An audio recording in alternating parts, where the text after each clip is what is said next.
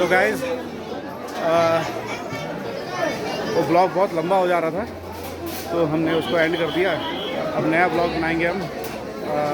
यहाँ से भैरव मंदिर से अब हम दिल्ली का पूरा एक ब्लॉग बनेगा और बहुत ही इंटरेस्टिंग होने वाला है, क्योंकि जितना मज़ा आने में आता है उससे ज़्यादा मज़ा जाने में आता है, क्योंकि जाते वक्त पूरी ढलान रहती है और आप सिंस आपने दर्शन कर लिए होते हैं तो आप खाते पीते मस्ती करते हुए जाते हो तो पूरा मज़ा आएगा भी। तो बने रहेगा ब्लॉग में। ब्लॉग में बहुत सारी चीज़ें होने वाली है और आपको बहुत सारी इन्फॉर्मेशन मिलेंगी।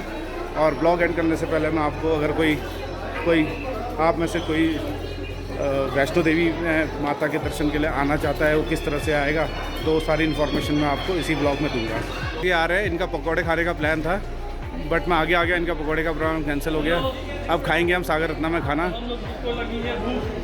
पकौड़े खाए हो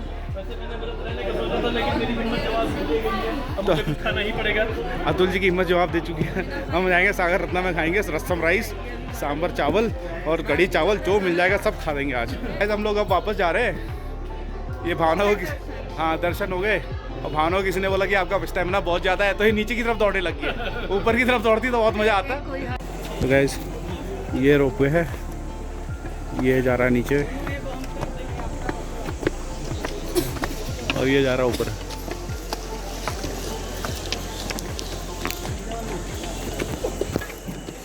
इसमें 100 रुपये का टिकट है और चलो लाइन इसकी 3 घंटे की वेटिंग है। वैसे अभी हम सीढ़ियों से जा रहे हैं। मैंने वैसे कहा था सीढ़ियों से नहीं जाऊँगा, लेकिन मैंने डिसीजन चेंज किया फॉर फिलहाल के लिए, तो वो तो टाइम नहीं। और वो माता रानी का भवन, ये जो आप लाइन देख रहे हो मेरी बाईं तरफ, ये आगे तक घोड़ा स्टैंड तक जा रही है। और ये जो लाइन है ये भवन में माता रानी के दर्शन के लिए है। ये देखिए, अब मेरी दाईं तरफ में देखिए। खैर हमारे तो दर्शन हो गए माता रानी के, हम भैरव दर्शन करके जा रहे हैं। बट मैंने सोचा एक बार दिखा देता हूँ कि नवरात्रों में कितनी भीड़ होती है अगर आप लेट आते हो तो। गाइस हमारा खाना आ गया है।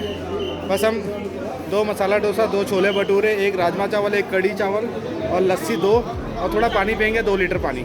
तो ये खाने वाले ये लोग हैं, ये और एक थोड़ा सा। तो हम सब अभी खाने वाले, ये सारा ख़त्म करने वाले हैं। सब खत्म हो गया, सब साफ कर दिया है। और साफ करने वाले ये और ये और थोड़ा सा मैं। लॉकर में से सामान निकल रहा है हमारा और उसको लेके चलते हैं, है ना। प्रसाद भी ले लिया और ये तनुजा का बैग और वो भी, और ये वाटर बॉटल भी।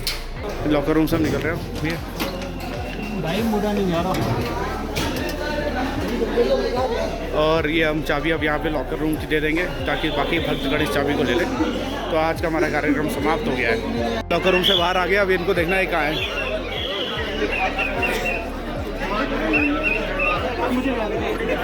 माता के भवन से विदा लेने का टाइम आ गया है, तो अब हम निकलते हैं। लॉकर का सामान भी आ गया है।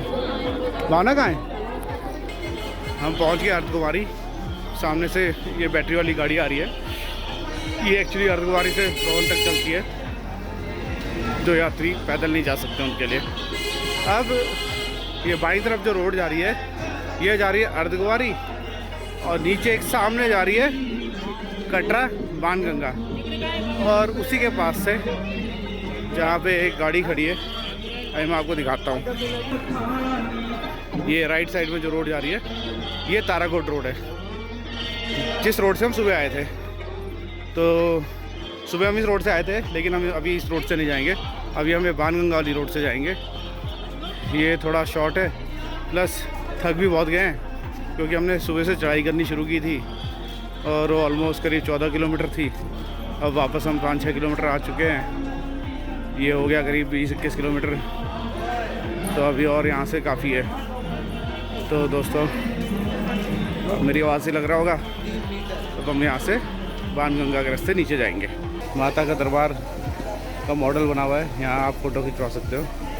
ये देखिए कुछ भक्तगण यहाँ फ़ोटो खिंचवा रहे हैं, बाकी रेस्ट कर रहे हैं, थक गए हैं। और हम स्टिल जा ही रहे हैं। यहाँ से कम 2 किलोमीटर रह गया है। और भावना ने जो लास्ट सीढ़ियाँ होती है 537 सीढ़ीज़ स्टेयर्स, वहाँ से वो नीचे आ गई है। हमने भी कोशिश करी थी लेकिन हमारे घुटने जवाब दे गए, और बाकी तो लोग दोनों जाके भी घुटने जवाब दे गए। बस तो नीचे बैठ के आराम कर रही होगी और लॉन्ग कट से आ रहे हैं। भावना ने एक ही होना चाहिए, वो इन्हीं सीढ़ियों से आई है जो आरती ड्राई फ्रूट दिख रहा है, इसके राइट से सीढ़ियाँ जा रही है। ये बैठिए, ये आराम से बैठिए। पहले पहुंच के हम पहुंच गए कटरा रेलवे स्टेशन। हमारी यात्रा ख़त्म हो गई।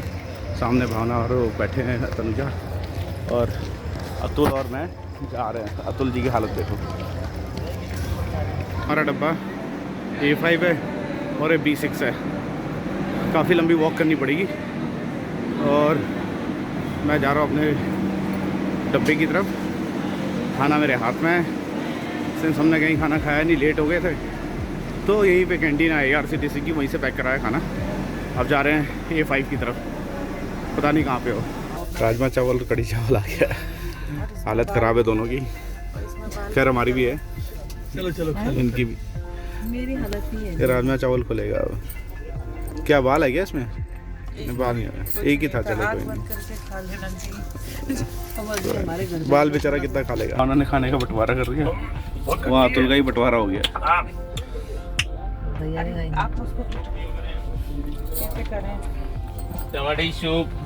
दिल्ली पहुँच गए हमारी ट्रेन, और इसके साथ ही हमारी यात्रा खत्म हो गई है। और भावना वगैरह आ रहे हैं पीछे से। अभी यहाँ से हम मेट्रो पकड़ के घर की तरफ निकलते हैं। ये बहुत लंबी वॉक होगी इन लोगों के लिए। पाँव दर्द अतुल का है। ये आ रहे हैं अतुल जी। यहाँ से द्वारका के लिए एयरपोर्ट मेट्रो पकड़ के फटक से 20-22 मिनट में हम घर पहुँच जाएंगे। बहुत ही ज़्यादा धूप हो रही है, बहुत गर्मी हो रही है यहाँ पे।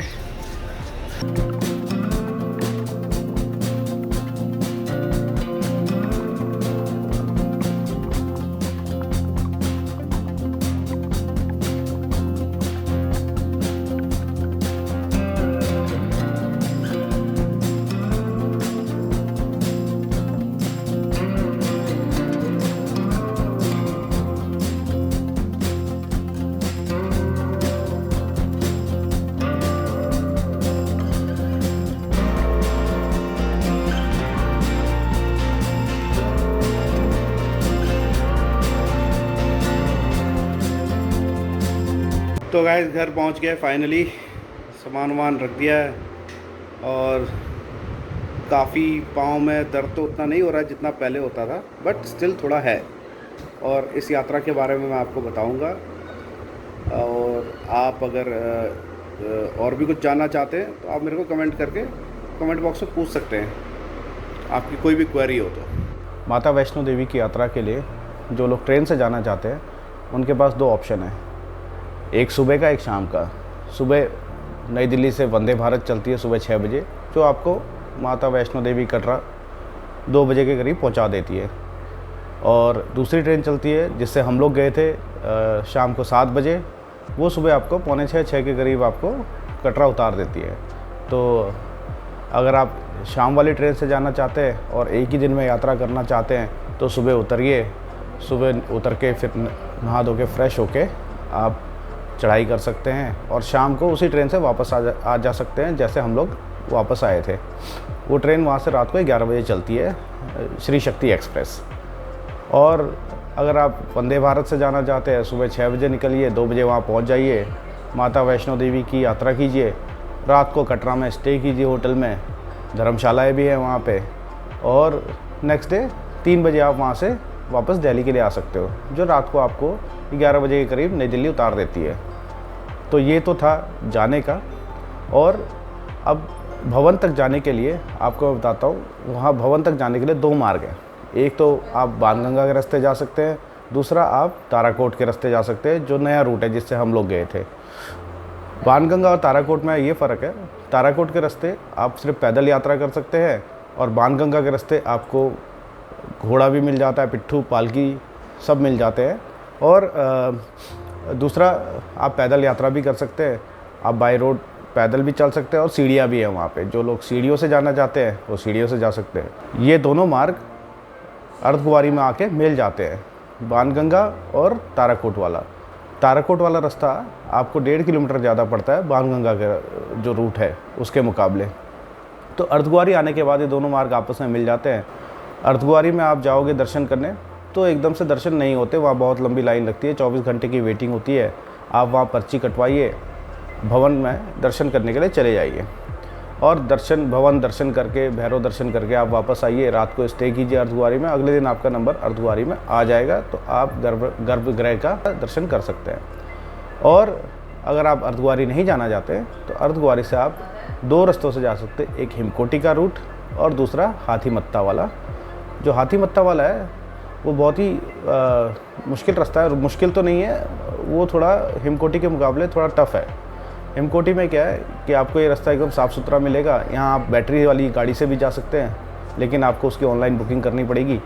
और ये मार्ग करीब 5-5.5 किलोमीटर दूर है अर्धकुंवारी से। तो आप हिमकोटी के रास्ते जाइए, बहुत ही अच्छा मार्ग है, आप भवन पहुँच जाएंगे। भवन में माता रानी के दर्शन करने के बाद आप भैरव कीजिए।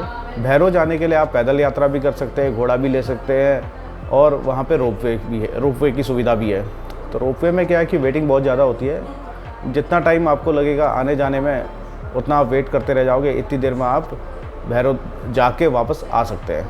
तो इस तरह से आप माता वैष्णो देवी की यात्रा कर सकते हैं। और इसके अलावा आप अगर कुछ भी इस यात्रा के बारे में जानना चाहते हैं तो मुझे कमेंट कीजिए और मैं उन प्रश्नों का उत्तर देने की कोशिश करूँगा जो आपकी यात्रा को सुगम बनाए। तो इसके साथ ही मैं इस ब्लॉग को एंड करना चाहूँगा। जय माता दी, और प्लीज़ इसको लाइक शेयर सब्सक्राइब कीजिए और अपना प्यार देते रहिए।